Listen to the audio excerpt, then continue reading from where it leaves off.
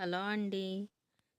మేము కార్తీక మాసం సందర్భంగా మోపీదేవిలో శ్రీ సుబ్రహ్మణ్యేశ్వర స్వామి గుడికి వెళ్ళాము.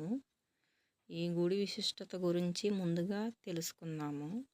పెళ్లి కాని వారు, సంతానం లేనివారు, ఆర్థిక ఇబ్బందులున్నవారు రాత్రి నిద్ర చేసి స్వామిని దర్శించుకుంటే కోరికలు నెరవేరుతాయి. అలానే మేము వెళ్ళాము. నైట్ వెళ్ళేసరికి లేట్ అయిపోయింది. 2 అయిపోయింది. అక్కడ అస్సలు ఖాళీ లేదు ఫ్రెండ్స్.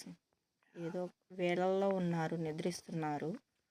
సరే ఏదో ఒక సందులో కొంచెం 2 గంటలు నిద్ర చేసాము. అలాగా చేసి ఉదయాన్నే స్నానాలు చేసి దీపారాజనలు చేసుకొని స్వామిని దర్శించుకున్నాము. అక్కడి నుంచి బయటికి వచ్చి చూస్తే ఫ్రెండ్స్ జనం వేలల్లో వచ్చేసారు. అసలు ఈ గుడికి వచ్చి చిన్నపిల్లలు, ముసలి వాళ్ళు అందరూ కూడా క్యూ లైన్లో బాగా ఇబ్బంది పడిపోయారు. అలా ఉన్నారు జనం. వాళ్ళకి ఎండలో వాటర్ బాటిల్స్ ఇస్తున్నారు దేవస్థానం వారు. మేము బయటికి వచ్చి అలాగే భోజనం, అక్కడ అన్నసంహారాధన జరుగుతుంది, వెళ్ళి మేము భోజనం చేసాము. చాలా బాగా పెట్టారు భోజనాలు.